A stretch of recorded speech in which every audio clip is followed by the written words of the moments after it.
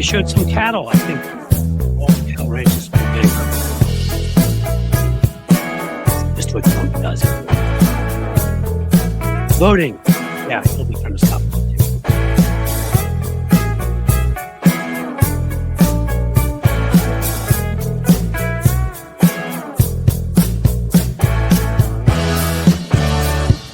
You can hear me, Jim? That's a good sign.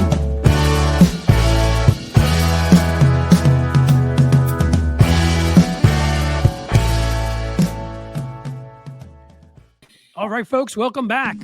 This is Amped Up, and I'm Cliff Shuster, and I think we used to call it Amped Up with Cliff Shuster, but it should be Amped Up with David Shuster, because he's cooler than I am. And today, it's also Amped Up with Harry Sisson, whose name I hope I'm pronouncing correctly. You got it dead on. Absolutely. Well, that's a first for me, getting things dead on. I can get things right. You and I were on Jim Acosta at one point, one after the other, and I heard him pronounce your name, so I'm stealing from him. But obviously, I've seen plenty of your stuff out there. Harry Sisson, meet David Shuster. Harry, I have to say, this is the first time I have ever met somebody who has been pooped on, figuratively, literally, by the president of the United States flying a F-22, whatever it was. And so for people who don't know, I mean, Harry's obviously a great content creator, but in that famous video from a couple of weeks ago when Donald Trump, in response to the No Kings rally, dumped poop on people, Harry's one of the faces you could make out where the feces landed on him. Congratulations. Yeah, man. Awesome. Look at how cool you are. You're that's big stuff. Thanks, guys. You know, I hope that I'm the first and the last person you've met where this took place. But yeah, that did happen a couple of weeks ago. And we never got an answer from Donald Trump. Nobody in the press pool asked Donald Trump why he posted that video. So it's still kind of a mystery to, I think, everybody. And before Cliff takes off here, I gotta ask you, Harry, what went through your? How did you first hear that you were in it, and your phone must have blown up? What went through his mind was poop. No, I'm just kidding. No.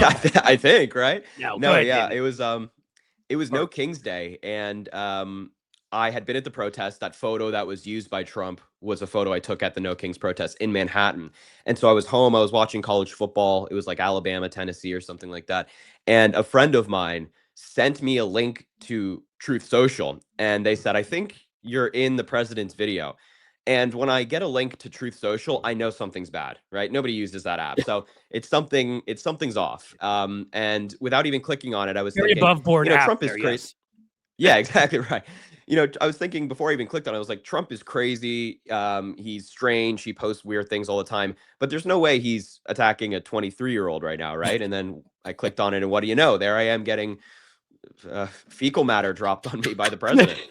So, I guess I'm just old, I mean, Harry, I'm 30 years older than you. When I was your age, I was just searching for the best bar with the best beer and that kind of stuff. And, I wasn't getting pooped on by the president of the United States. And I kind of, I feel like maybe I didn't accomplish quite enough. That's probably why I was least likely to succeed or get crapped on by the president in my high school. Well, look at you now. You're here and you're doing great. It's just, I gotta say, Harry, from a PR perspective, this might have been one of the best things that could ever happen to anybody as a content creator, because suddenly you're everywhere. I mean, everybody who hates Trump is like, oh my God, I love Harry because he got pooped on. He must be important. Your phone must have just blown up. Well, that, and I'll say before you say look, man, you didn't get to where you are by mistake. You're savvy as hell. Obviously, you're good at this stuff. And so I can only imagine you must have been sitting there when you saw that, like, oh my God, like, thank you, because what you can do with that is, I'll go ahead. Go ahead. Well, no, I appreciate that. The kind words. Thank you. That does mean a lot. Yeah, I mean, from a PR perspective, yes, it got a lot of attention and a lot of media outlets covered it. But I was mostly happy because Trump really shot himself in the foot by doing it, and he kind of proved our point. I've said this in separate interviews. For years, I've been arguing, and you've been arguing, and people at home have been arguing that Donald Trump is not a serious person. He doesn't take the office seriously. He doesn't care about anybody else other than himself. And by posting that video where he's attacking people who are dissenting and have a difference of opinion with him, he proves our point, right? He's proving exactly what we've been saying. And so I'm thankful for him for doing that because it only makes him look worse.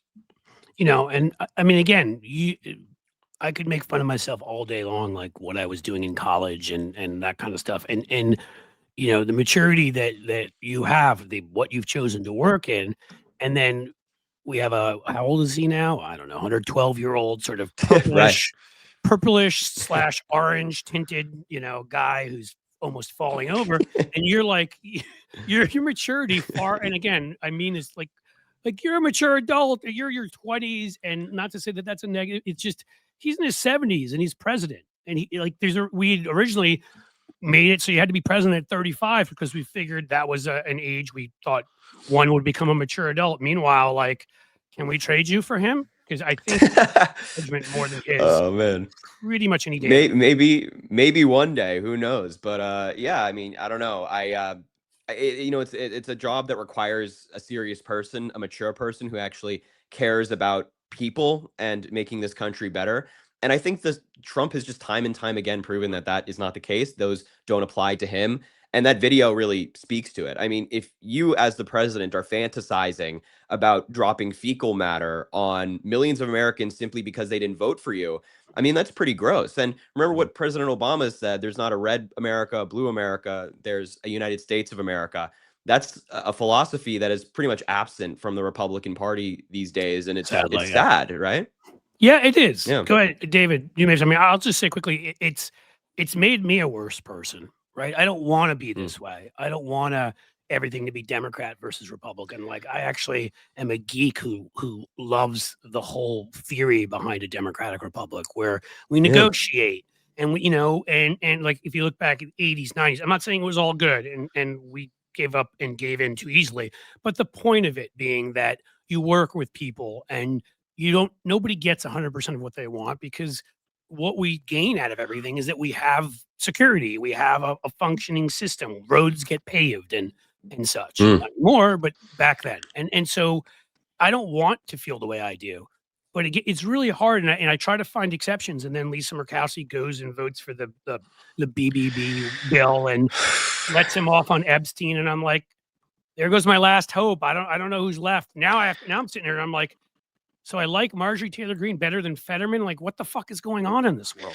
Right. I mean, yeah, and I'm similar to you, kind of like a dork in the sense that I want a functioning democracy, and we can all live in like a world where we have Democrats win every election. That'd be great, but that's just not the reality. Democrats are not going to win in every election in every place in the country. So a robust opposition party who's actually principled on things that they truly believe in their heart makes people's lives better is healthy for democracy. And I agree with you. I want to be able to have our elected officials go into a negotiation and not leave thinking, wow, these guys just don't care at all. Their only motivation here is pleasing the president, not helping people. I want to go back to an era where we have like a John McCain or even a Mitt Romney, who I disagree with both of them on virtually every single issue. But I don't doubt their patriotism. I want to ask you a little bit about the news. I mean, the big news this week, obviously, that the House passed the Epstein vote 427-1. The Senate passed it by unanimous consent just hours later. And so it goes to the president. There's a lot of question about whether Donald Trump will release or have the Department of Justice or FBI release it in its entirety, or they'll try to hold certain things. They've already scoured the files. There's a whole sort of argument as to whether or not they can actually get away with keeping things incomplete. But Harry, what do you make of how quickly things moved this week with this story? Yeah, it speaks to a couple of different things, and I keep going back and forth on this. I can't tell if Donald Trump has just lost control over the Republican Party, or they've made like a deal behind the scenes, or Trump has some approach that he's taking behind the scenes to protect himself. I don't know which one it is.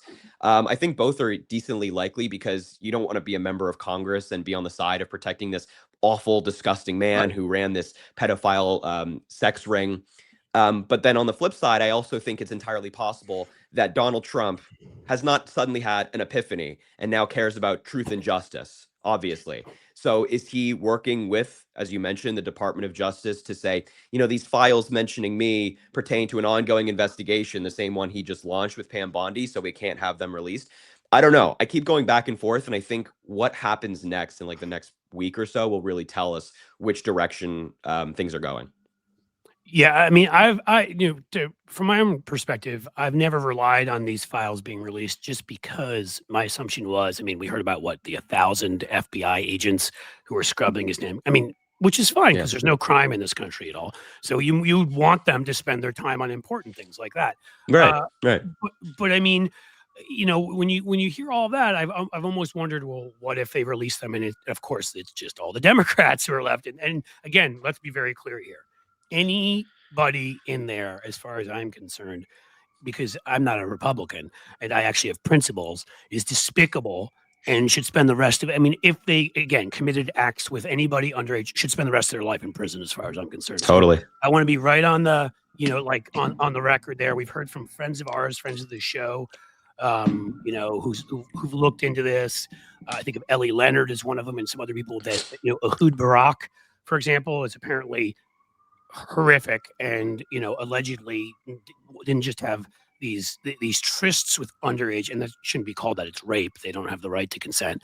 But he beat them, is what she has written. And look, outside of, if you're looking at Israel and you had any hope there, outside of Yitzhak Rabin, Ehud Barak was probably, tell me if I'm wrong, David, you may be better, but the most liberal, most progressive minded, you know, of the prime ministers they've had.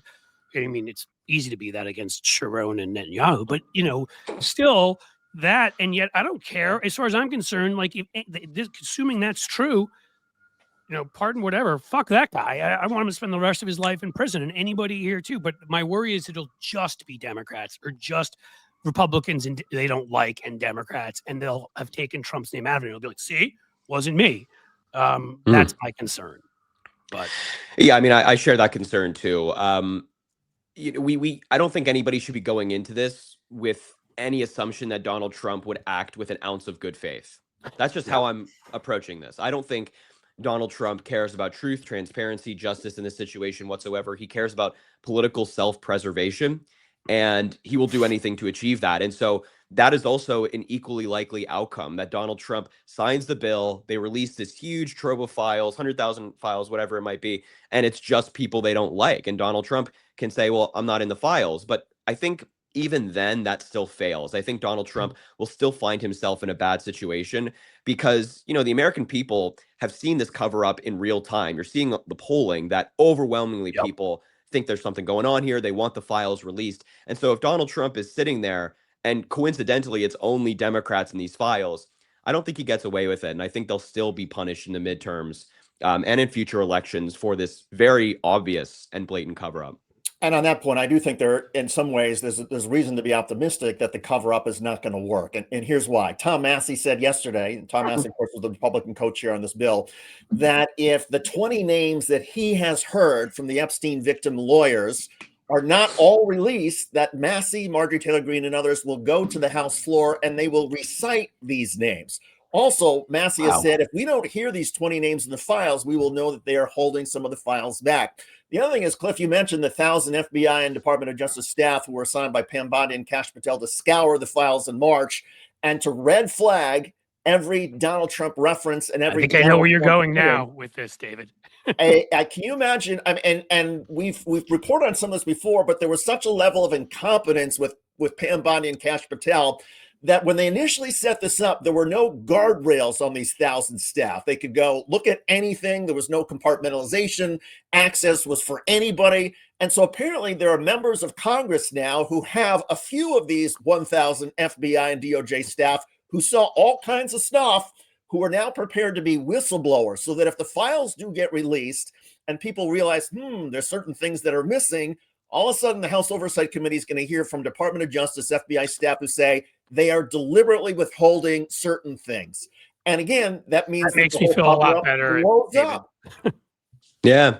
I mean, I completely agree. I think people have to remember, you know, and that includes me, folks who are like pessimistic on this topic, that there's still amazing men and women in the FBI and the Department of Justice. You know what I mean? There's still people in there who care about this country. It hasn't been completely cleared out by Donald Trump that every person is a political appointee and he's just, you know, fired any career appointments in there. There are still some great people in the FBI and the DOJ who care about the rule of law despite Donald Trump. And so I agree. I think that if there's any sense of a cover up and there's any and these agents get a whiff of a cover up, they will either have the entirety of the files in the inbox of a New York Times reporter within the hour, or they'll be a whistleblower. They'll go speak to Congress, and they can do so legally with legal protection. And of course, Thomas Massey Ro Khanna will keep their identities secret.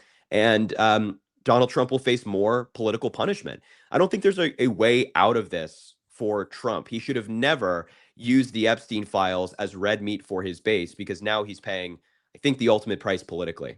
Right. I mean, look, this had to come back to bite him eventually. I mean, his whole political strategy is, fly by the seat of your pants, say whatever your audience in front of you wants to hear. It's one of the few things he's brilliant at.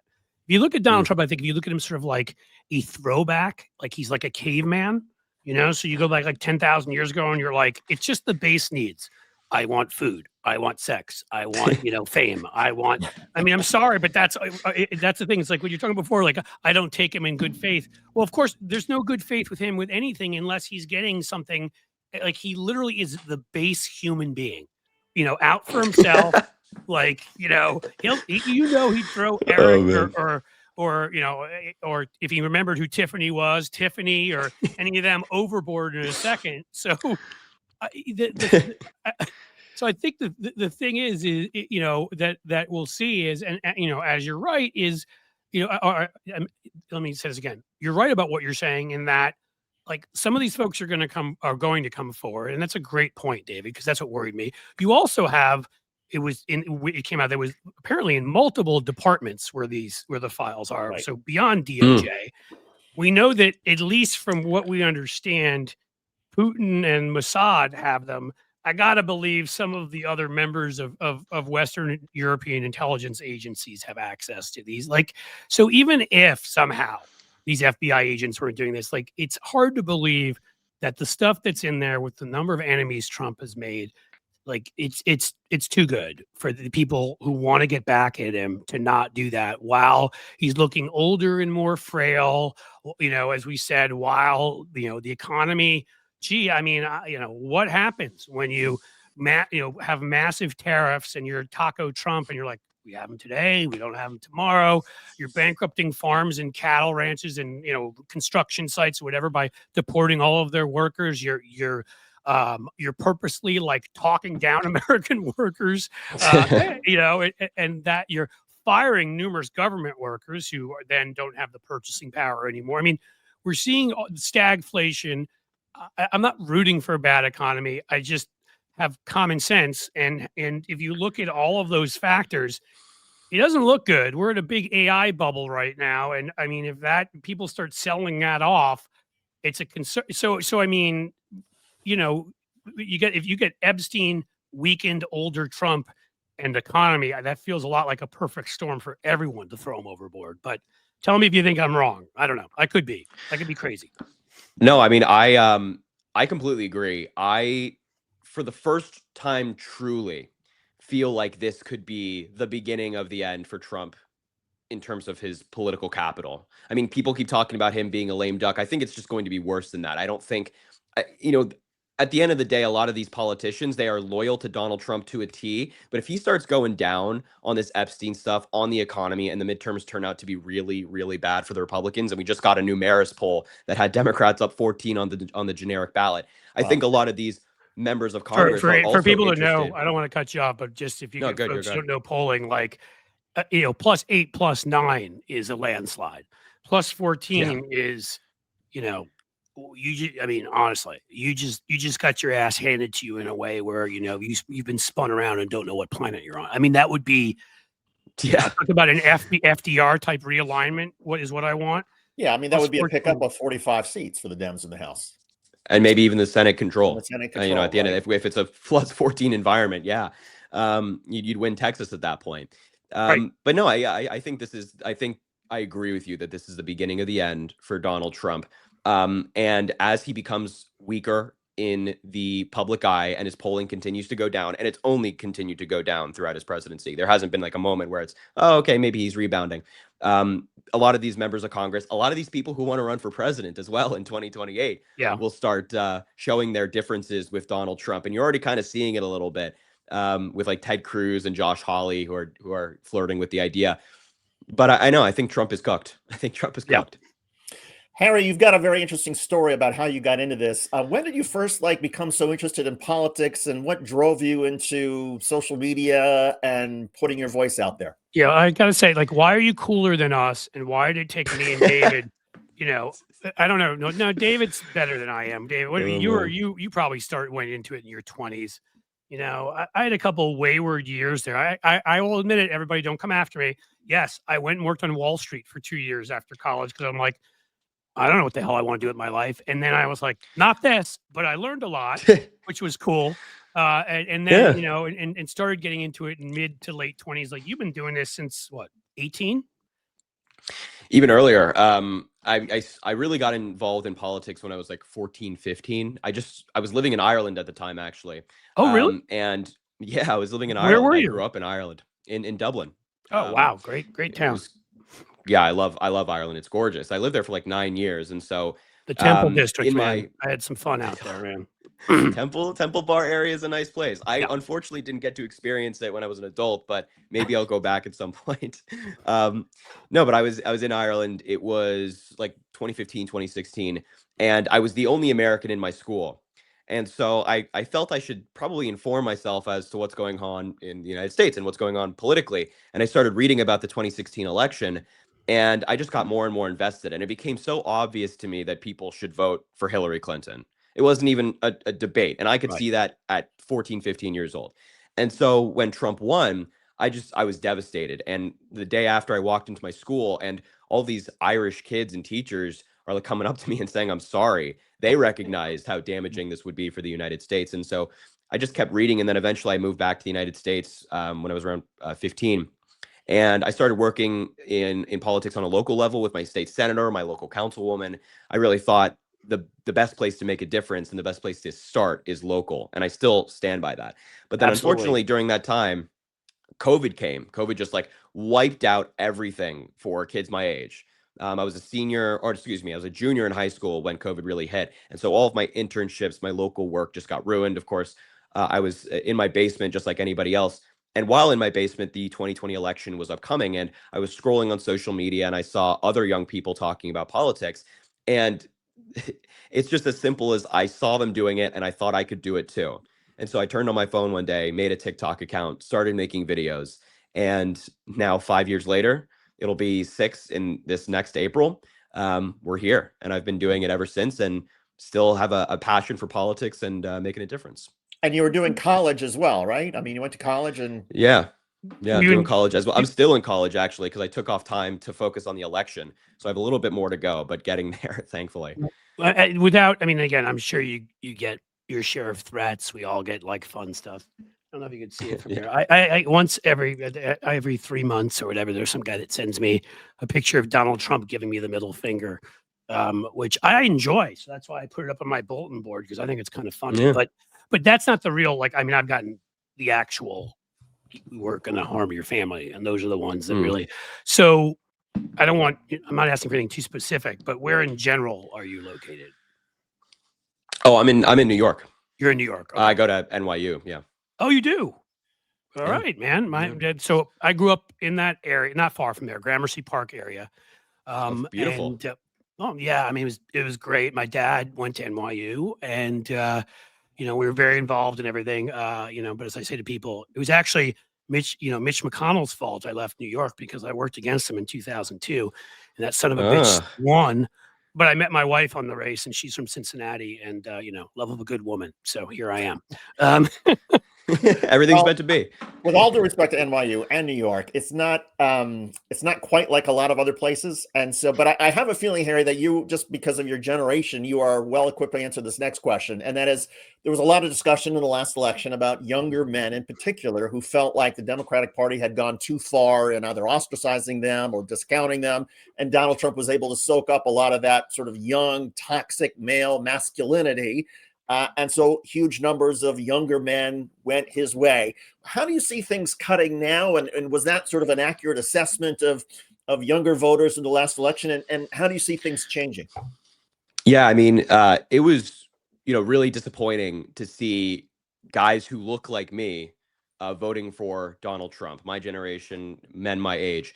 And I think it boils down to something simple, as in, Trump just went everywhere, right? He kind of bucked traditional media. He didn't sit down for the Fox News or CNN interview frequently. Instead, he would go to these podcasts. He'd The go to Theo manosphere, Vaughn. He'd right? go to the manosphere. Exactly. It's a great way to put it. He'd go to these places and he'd speak to an audience that has maybe never heard from a presidential candidate before, other than the occasional thing that pops up on their social media feed. They've never heard a candidate talk about what they're experiencing, housing, food costs, things like that, the American dream.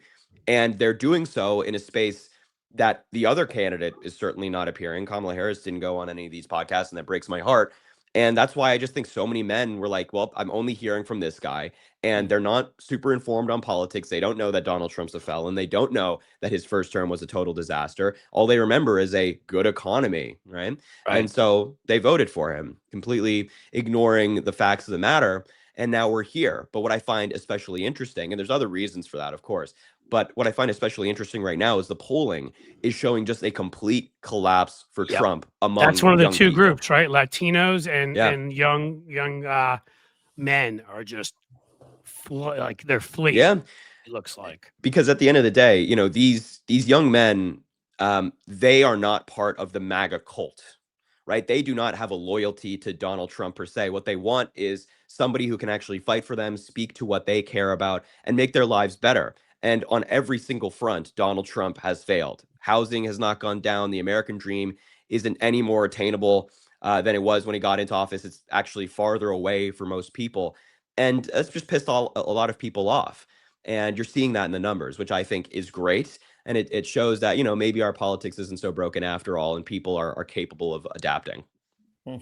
Yeah, let me ask you this, because I mean, I've sort of thought about this and theorized about it, which is, I mean, obviously a lot of our politics we know is cultural, right? It's who you identify with. The right has been so much more aggressive, smarter than, I hate to say they're smarter about anything, but I know. I mean, right? Like getting into local communities, churches, Rotary clubs, this kind of thing. And as you just said, like going, whether it's Theo Vaughn or it's, like these younger certain gamers going on their shows and doing that stuff. Do you think some of it, I mean, so they did that and we didn't, right? And I think Kamala Harris, I don't like when people say somebody won, they did everything right. Somebody lost, they did everything wrong. Like we should be able to look at the nuance. I think she was the first one to show that we could punch back. She mocked Trump. She did some great stuff that way. The problem is she stuck with the network TV model for ads. And as you pointed out, didn't go to these digital spaces. And she only had, however long she had, 2 months, 3 months, whatever it was. Yeah. But do you think some of the, like Trump played up the whole bling thing, the whole I'm a famous guy from The Apprentice, I'm a whatever. And like, look, I can say this. I'm not so old that I don't remember being a younger guy. There's a period of time in high school and college where like we're trying to find ourselves and we're trying to kind of be like, what is it to be an independent guy? What is it to be a strong guy? What is it to be?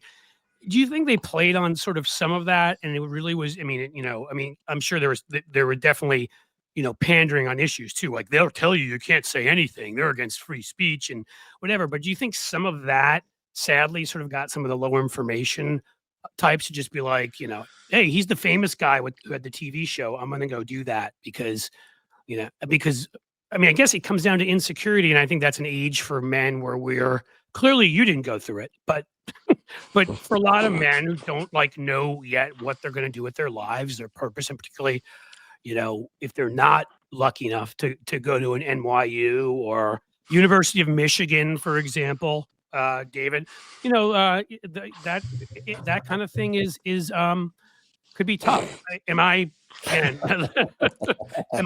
being an idiot again, or am I making any sense, or somewhere in between? No, I mean, first of all, I'm a Penn State football fan. We've had a very bad year this year. I don't like Michigan. Yeah, it's a tough time. No, I mean, it's been rough. Come on, you're not NYU Violets. There's no football team as I remember, but basketball. No, we don't have a football team. Basketball, well, baby. It's a basketball team. Listen, I went to the University of Pennsylvania, and we have a football team. But and once Donald Trump and Elon Musk went there and became, they had gone there. And it became infamous. I'm like, great, the two worst fucking human beings in America went to my college. I'm not going to talk about it much anymore. Yeah. Well, I have friends of mine who go to Fordham, and they got that same thing with Donald Trump, who went to Fordham he was there the bit. first. Yeah. Yeah, first 2 years or whatever it was. Yeah.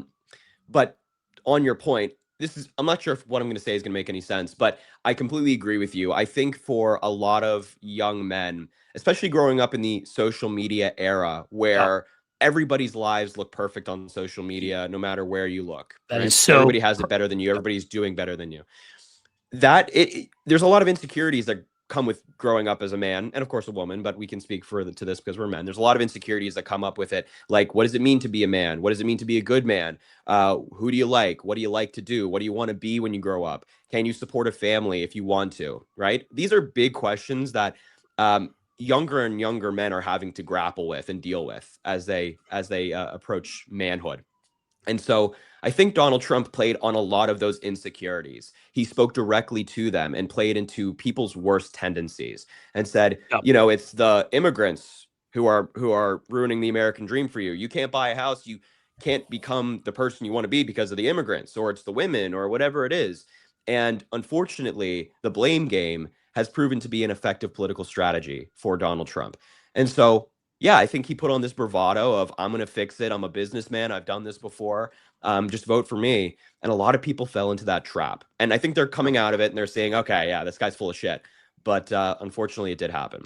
Right, especially young guys. And again, I see somebody putting in their amethyst pony. Sorry, my 20-year-old son is not MAGA or Groiper or any of those weirdos.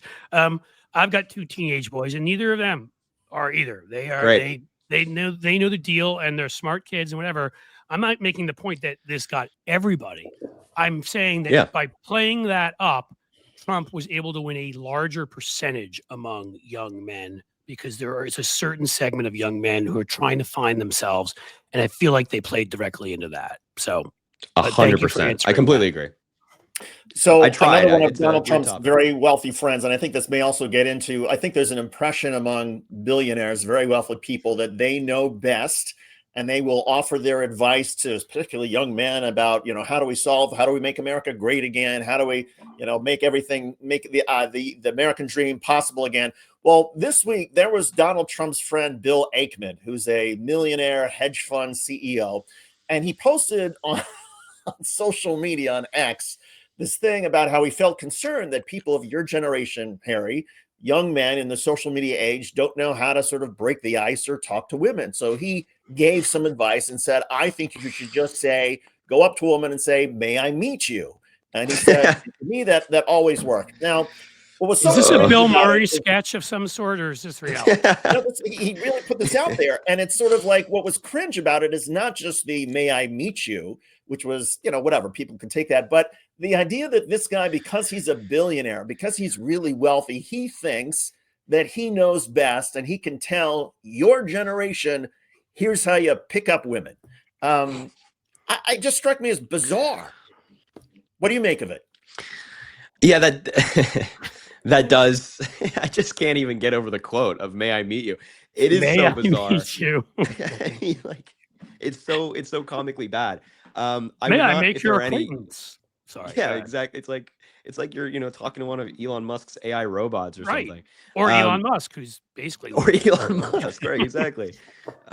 Yeah, I wouldn't. If there's any young men, I'm not by any stretch of the imagination an expert when it comes to women or anything like that, but I probably wouldn't recommend that. I also probably wouldn't recommend listening to like Bill Ackman or Elon or even Donald Trump for advice on this. Yeah, Stephen Miller, by the way, gave some advice too at one point on one of those Fox shows. I'm trying to remember, and definitely what you wanted Stephen Miller's advice on women. Yeah, that very strange look. He's very difficult to look at, I might add. I always say that he's very strange looking. Weird dude, man. Yeah, weird dude, just a weird dude with weird thoughts. But yeah, these billionaires, once you enter, I think, that Trump orbit, everybody just lives in this culture of constantly complimenting these billionaires, these wealthy men, and saying, oh, you're so great, like you do everything well, you can do no wrong. And so then they feel qualified to talk about literally every topic. And so Bill Ackman gets on Twitter and says with his full chest, introduce yourself to women by saying, hey, may I meet you, and thinks that everybody's going to love it. Elon Musk does the same thing when he gets on Twitter and gives the worst advice possible and thinks everybody's going to love it. I just think there's this culture of yes men among the Trump circle, and I think that tweet really speaks to it. Yeah, there's a lack of self-awareness that seems prevalent among billionaires and of that. And I feel like particularly your generation sees right through the bullshit and sees right Yeah. through the Yep. paternalism that this generation heaps on you.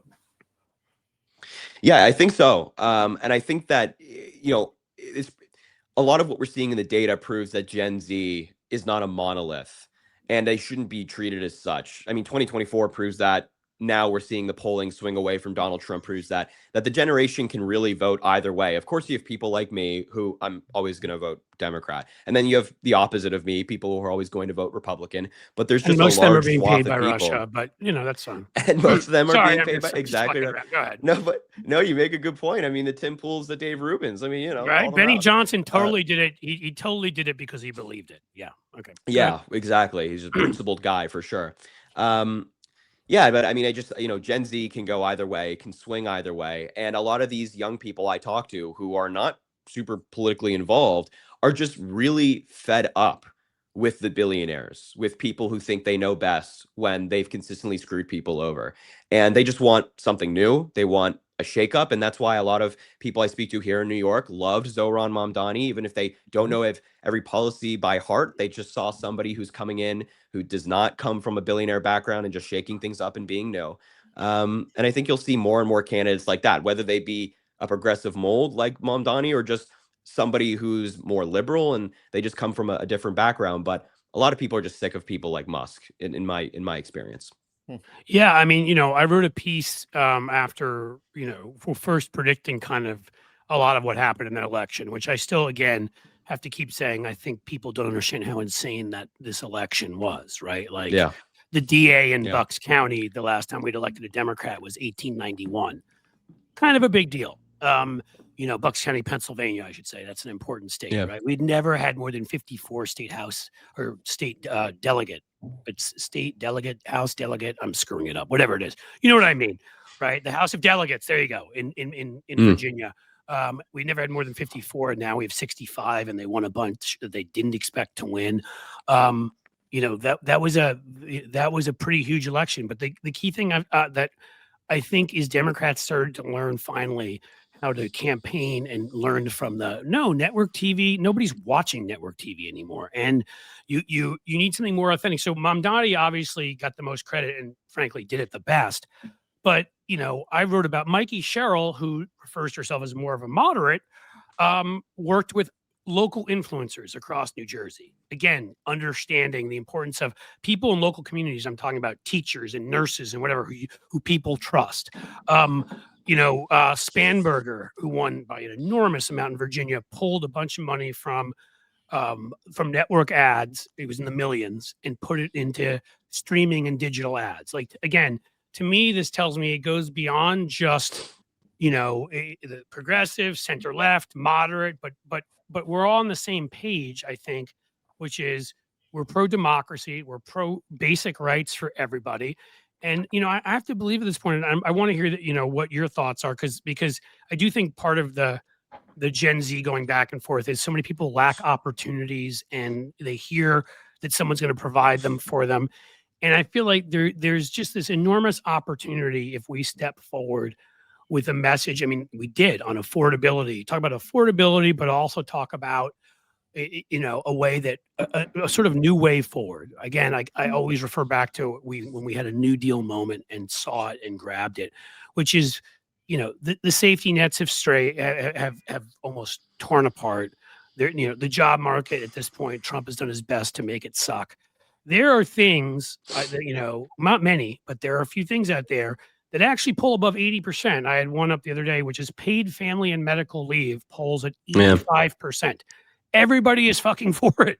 So why, particularly I would think if you're young and you're, and if you're in a situation where you're married and you're working at a job where, at a company, this would matter to you. And so my feeling is a strong economic message that really unites, especially when you're talking about affordability, it unites everybody from those that who they're trying to confiscate food stamps from or SNAP from, all the way over to, like, you see all these articles about people. And again, I'm not saying I'm crying a river for anybody or whatever, but this is a legitimate point.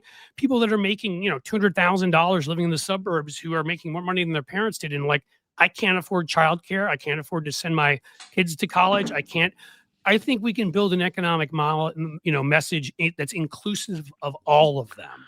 And that to me is how I feel like we do this with like genuine candidates like Mom Donnie, whatever. I'll throw it out yet again. Am I insane, or is there a modicum of intelligence or let's not say intelligence, common sense? There's there's a lot of common sense with that, and I think it's the exact right approach. Big tent politics. We can have an America, a Democratic Party that includes someone like Zohran Mamdani and a Spanberger and a Cheryl, who find themselves on different parts of the political spectrum, and that's a winning message, right? Like Zohran Mamdani can easily win in New York City. Could he win in Virginia? I don't know. Probably not. But Right. someone like Spanberger can. Could Spanberger win in New York City? I don't know. Probably not, but she can win in Virginia.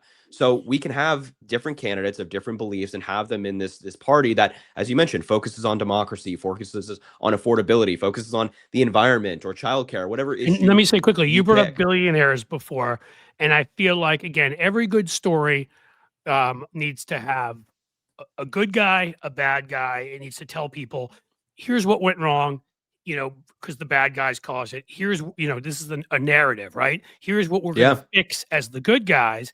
And so it's so important to me that, like, we've got everything they've said about George Soros. We have these creepy, secretive, weirdo freaks like Peter Thiel going around, going around and talking about the Antichrist. And Elon Musk is basically AI in non-human form, as you said, and Bezos and his wife, both of whom are like cyborgs at this point. I don't know if either of them has any of their original parts, are going and having $40 million second weddings. And like, to me, we should be holding all that up and be like, hey, whether you're making $200,000 a year or $20,000 a year or $2,000 a year, you are in the position you're in because of them. Their collaboration with Donald Trump, with their 24-karat gold gifts from Tim Apple and whatever, like that's why we're here. And it's a simple message people can understand and has the benefit of being true. So let's take back from them what they've stolen from us and give you family and medical leave and give you, universal health care and give you a minimum wage that's much higher and the rest. Sorry, I just had to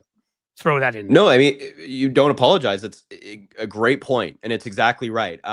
Republicans should not have any form of populism. They cannot own populism. Right. With the people that back them, the people who make up their party, the people who donate to them. Just look at who donates to them, and that tells you a huge part of the story. Yep. You have these kind of, also a lot of these billionaires who donate to the Republicans. They don't get press, right? They don't get press. They just kind of live in the shadows. And as you mentioned, like, there's these freaky weirdo dudes who sit there and just funnel money into these big Republican PACs to screw over working people. And I think that we as Democrats have a lot of recent examples we can point to of the policies that we want to pass that will make people's lives better. I mean, Joe Biden recently spoke at an event I believe in Montana for Democrats, where he talked about, again, the child tax credit that we had for a year, reduced child poverty by 50%, 50. That's a huge deal. That's a huge win that helped a lot of people. Why did we only have the tax credit for a year? Because Republicans let it expire. Right. And these are policies that really change people's lives and will actually get them to the voting booth. So we go out there and say, so this is what we want to do. Child tax credit. You can take care of your kids. You can feed your kids. You can send them to school or get a nanny for them if you wanted to, versus what the Republicans are doing, which is none of that and more tax breaks for someone like Elon Musk, who is on his weird journey to have as many kids with as many people as possible. Which is gross, by the way. Jesus. Is gross, by the way. That's a pretty clear contrast and message, and I think we're gonna see people vote for the former. Harry, I want to change gears a little bit. I've always said that whether you're in broadcasting or cable or streaming or on a Zoom call, that broadcasting skills matter. And you are perfect proof. You've got, great voice, you're smart, you know the issues, you are authentic, but there's still something about whether it's TikTok or X or YouTube. Each of these platforms is a little bit different, and I imagine there's still some trial and error in terms of building up success. What have you learned about, for example, say TikTok? What works, what doesn't work? Tell us old people how we can TikTok. I'm just kidding, but I mean, seriously, David said you're like, I'll let you talk. As David perfectly put it, like you get the rhythms of that particular app. So go for it. Well, you guys are far too kind. I appreciate it. Yeah, I mean, so like I think you correctly pointed out that every platform is different. So what works on TikTok might not work on YouTube, for example, and that is often the case. But on TikTok, I think the main lessons or the main things I've learned or things I would give to people if they were just starting out is just consistency. And consistency is the most important thing, showing up so people can use you as a source of information, rely on you, want to hear your commentary on a certain issue. So just show up is like, I think 80% of Yep. the game. So when you say And that, can then I ask you quickly, like yeah, how many do you do in a day, for example? it just depends on the day. Okay. So like 2 days ago, I think I only posted once on TikTok and I posted more on YouTube. Okay. And yesterday I posted 3. Some days on TikTok I've posted like 10 if When the you say news is moving. consistency, it's sort of it's most days or every day. Obviously, you're going to take well, I don't know if you're going to take some vacation, but you'll get sick or whatever, and you miss a day. But it can be different numbers that day, is what you're saying. It doesn't have to be the same number of posts at the same times. Like not that much consistency. Yeah, That's yeah. sort of what I you're don't saying. I don't think it has to be anything like that. It doesn't have to be a rigid, we're gonna post at 1, 3, Okay. 5, whatever. I don't think it has to be anything like that. Just post when there's news or also talk about things you're passionate about. I think a lot of people can see passion and authenticity through the screen. And if you're talking about, politics and you don't care about politics, people can see that. And I don't think that is a very attractive model for people. So consistency, authenticity, talk about something you're passionate about. And it really is just trial and error, finding what works for you. What works for somebody else will very likely probably not work for you. Everybody is different, and you have to be able to do something and have something that works for you in order to do it every single day. So it kind of all weaves together.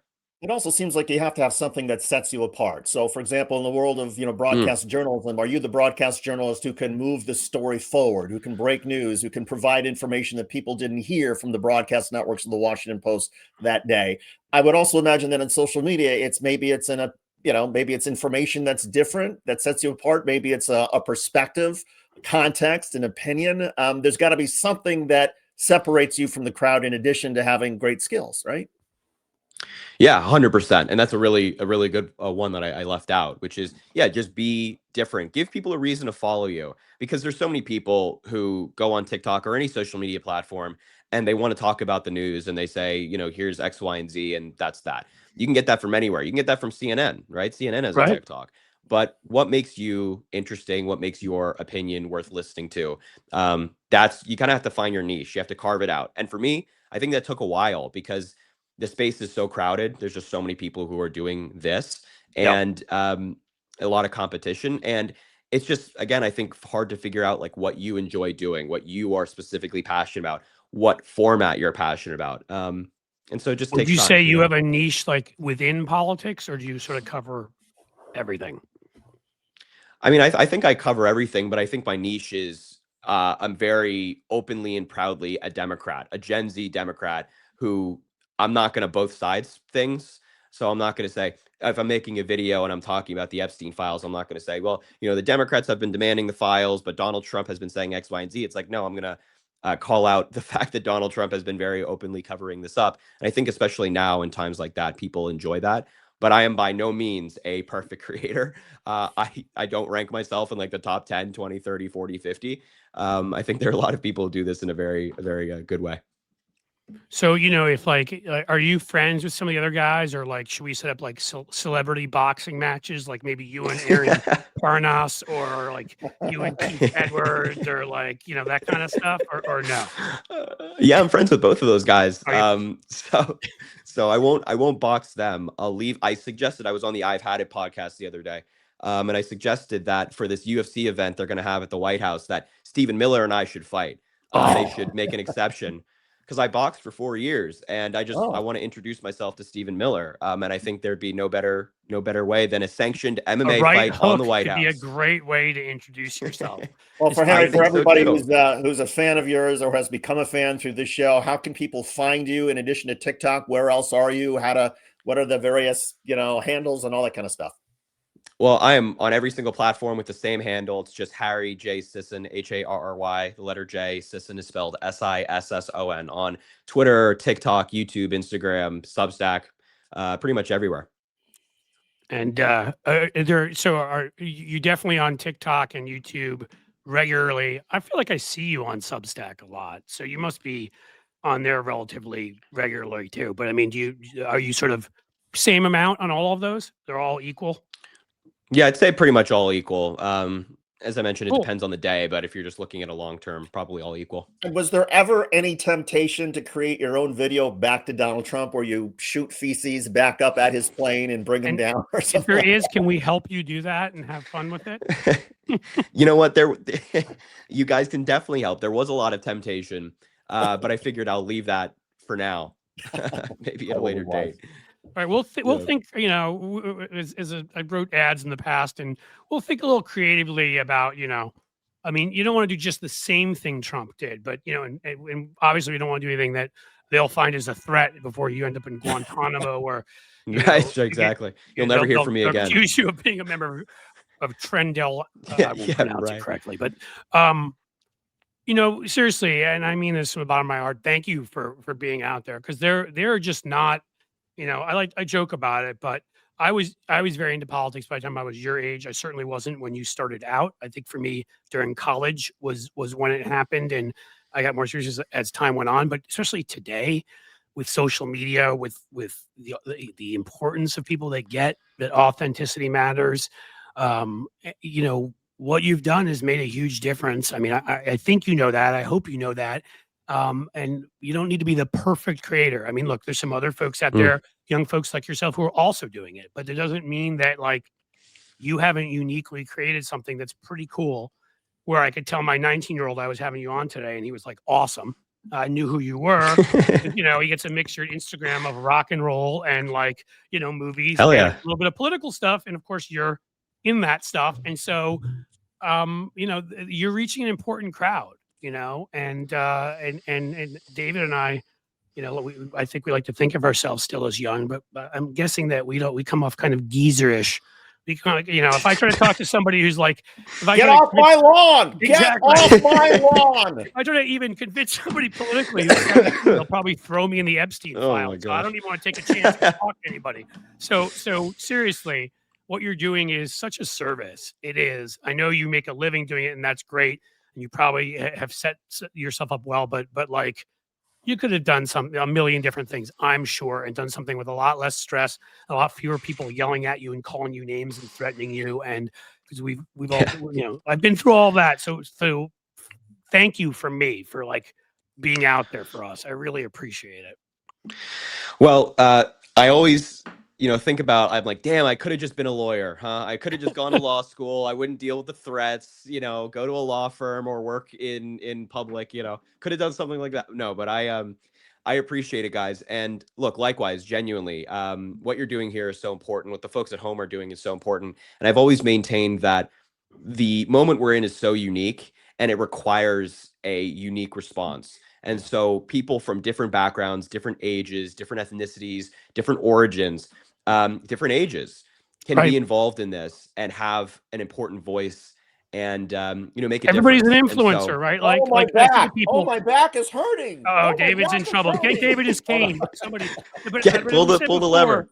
Harry, like I try to say, people, we can leave it with this, which, you know, or I mean, leave it. I'd like you to have the last word, but not everybody you know, is going to have your number of followers, but most people on here have a Facebook page or an Instagram page or something. And if you have 500 people there, if you have 250, you're an influencer. I mean, who you don't know, you influence somebody and then they influence other people. These are like concentric circles going outward and you don't know where it ends up. And so, you know, I think hopefully you show people the importance of, you don't know where it's going to go, you know, be out there and convince people and get them to get rid of this behemoth, Jabberwocky, orange colored, whatever he is. Yeah, I mean, you for a more mature ending, as you're more mature than I am. Well, I was just going to say that I always tell people who watch me that this is a two-way street. This platform I've built, and I think that applies to everybody, which is, you know, it's not just me who has a voice, it is you at home. And matter of fact, if you have a MAGA family member, they're more likely to be convinced by you, someone they love, as opposed to me, who's just appearing on a screen. So their voices are equally as important as mine. And you know, we can all really make a difference. There's no just, oh, this is the leader of this, or this is the most important voice in this. No, everybody has an important voice. Everybody is equally as important in this fight. And a number on a screen in terms of followers means absolutely nothing if Donald Trump just completely tarnishes and destroys our democracy. And, you know, as you mentioned, you have 250 followers, you get one follower. You can change somebody's vote and change your local community, change the country. And I think it's important for everybody at home to remember that. Harry, thanks for joining us. And knock 'em dead. Keep knocking it out of the park. And we'll be in touch again sometime soon, we hope. Yeah, thank you. Amazing. You've been great. We'll love to have you back on another time, and just keep kicking their butts, all right? We need you. Well, thank you, gentlemen, and likewise, I appreciate it. All right, take care, buddy. All right, see you guys. Good show, Cliff Shuster. I think Harry would have made it. He would have made a good lawyer too, or a doctor, or anything else. That guy's going to be successful no matter what he does. Yeah, he's articulate as hell, smart as hell. You know, I mean, I could go on and just, you know, say superlatives, but everybody just witnessed it. So, I mean, you know, there's David Shuster up here with the Emmy. Harry's making his way up there. And you know, and then you too, like me, can be sort of better than mediocre, but not quite. Okay, I'm kidding. In all seriousness, if a guy like Harry is not given an Emmy for something, I'm giving mine back. That's just how it is. So, there you go. Cliff, good show.